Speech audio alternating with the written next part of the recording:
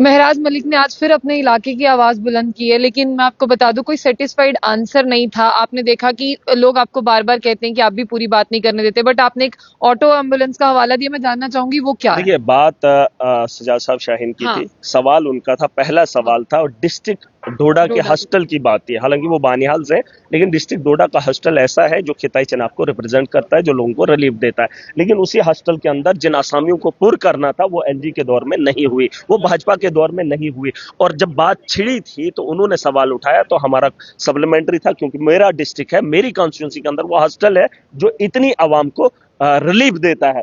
और जब हमने बात की तो वहीं उसी इलाके से शक्तिराज परिहार भी है। जी। उन्होंने ये कहा, मैंने कहा कि वहां पर जो डॉक्टर्स हैं वो भी अपनी ड्यूटी अंजाम नहीं दे रहे। मैडम ने जब जवाब दिया कि सफिशिएंट तरीके से जो काम होता है, बड़ा अच्छा हो रहा है, ऐसा नहीं है कि अच्छे से काम हो रहा है। वहां के डॉक्टर्स प्राइवेट प्रैक्टिसेस कर रहे हैं। मैंने इनको बताया, वहां पे जो डॉक्टर तैनात हैं वो ड्यूटी नहीं करते, उनका यूनिफॉर्म नहीं होता, उनका नेम प्लेट नहीं होता, कोई पहचान नहीं होती है डॉक्टर कौन है क्या है। वही सवाल मैंने अंदर किया, उसमें हमको चेंज लाना चाहिए। फिर जाके जब शक्तिराज परिहार उठता है, उसने कहा मेरा डिस्ट्रिक्ट है, बिल्कुल है, लेकिन उसने जो बात कही वो हमें बर्दाश्त नहीं। उसने कहा एम्बुलेंस वहां पर नहीं है। अगर उसने कहा कि आज एम्बुलेंस नहीं है, यकीन जानिए 10 साल से एम्बुलेंस नहीं है। उनको बोलने का कोई अधिकार नहीं है, वो पहले ला सकते थे। आज वो ऐवान में उठकर ये बेहुदा सवाल क्यों करेंगे? आज बोलेंगे सरकार को क्या आप एम्बुलेंस कब दोगे? क्या मेरा रोकना फर्ज नहीं था? क्या मेरा सच नहीं था? इनके पास अख्तियारात थे, उस वक्त इन्होंने एम्बुलेंस क्यों नहीं दी? इन्होंने जो है क्या क्या नहीं किया, और आज कहते नहीं आपको पूछने का हक नहीं है। मैं पूछता हूं इनको, आपने कठुआ के अंदर एक ऑटो की एम्बुलेंस बनाई जिसकी स्पीड 30 की है, क्या उस स्पीड से आप बीमार को उठाकर किसी हॉस्टल के अंदर इलाज के लिए पहुंचा सकते हो? क्या ये पूछने का अधिकार नहीं है? इन्होंने लोगों को बेवकूफ बनाया और ऑटो दे दिया। ऑटो एम्बुलेंस, ये सुना है आपने कहीं?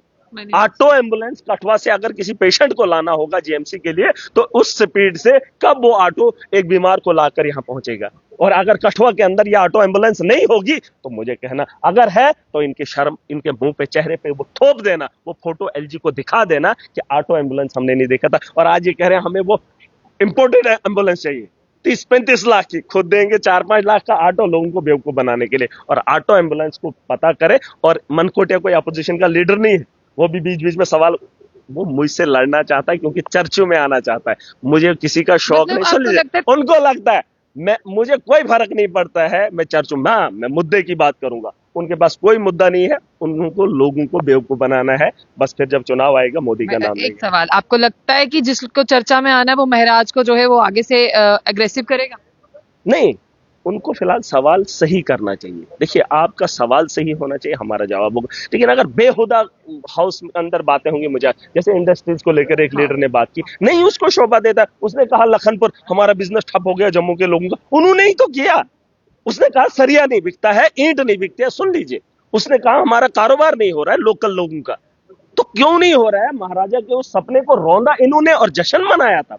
और अभी बोल रहे हैं कि लखनपुर में कोई ऐसा काम करो ताकि बाहर का यहां नहीं आए। अरे वही तो था 370, वही तो था।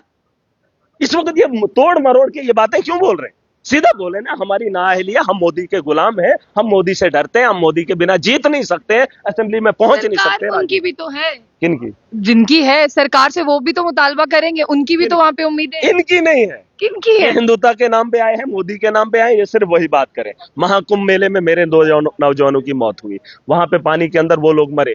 वहां पर जो है योगी सरकार उनकी लाश कल से नहीं दे रही है। 20 और 21 साल का नौजवान है, इनकी वजह से। महाकुंभ में वो काम करने गए थे और काम करते करते कल की डेट में उनकी मौत हो गई। एक की उम्र 20 साल है और दूसरे की 21 साल है, जिनका सहरा इनको जानता जाता है। और वहां की योगी सरकार वहां की लाश अभी तक हमें नहीं दे पाई। और ये बात आवाज उठाएंगे?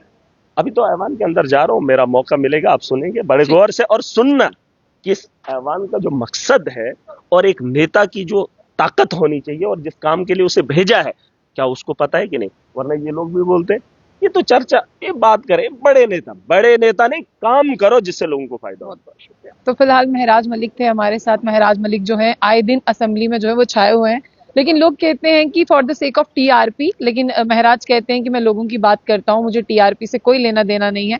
फिलहाल अभी जो है इन्होंने ऑटो एम्बुलेंस का जिक्र किया कि कठुआ में वो चलती है जो 30 किलोमीटर की स्पीड से चलती है और कठुआ से जीएमसी तक पहुंचना जो है वो बहुत ज्यादा मुश्किल हो जाता है। इसीलिए इन्होंने ये कहा कि आज से 10 साल पहले जो है वो केंद्र की सरकार थी, इस केंद्र की सरकार ने कितनी एम्बुलेंसेज दी हैं जो आप सरकार से मुतालबा कर रहे हो। लेकिन अभी हेल्थ इंफ्रास्ट्रक्चर को बेहतर करने के लिए यहाँ पर ग्रांट्स तो पास हो रही हैं, लेकिन डोडा जैसे इलाके में वाकई में आपको बता दें कि हेल्थ इंफ्रास्ट्रक्चर को बेहतर करने की बहुत ज्यादा जरूरत है। सिर्फ डोडा ही नहीं, अगर मैं पीर पंचाल के तमाम उन इलाकों की बात करूं, रजौरी पुंछ की बात करूं, डोडा भद्रवा किश्तवाड़ की बात करूं, इन सब इलाकों में भी हेल्थ इंफ्रास्ट्रक्चर जो है वो बहुत ज्यादा बेहतर होना चाहिए। बाकी रही जम्मू की बात, हर एक को जो है यहाँ पर शिफ्ट किया जाता है, यानी हर एक को यहाँ से जो है वो रेफर किया जाता है। तो इस तरह के उनके निजाम बनाए जाएं ताकि लोगों की जान बचाई जा सके।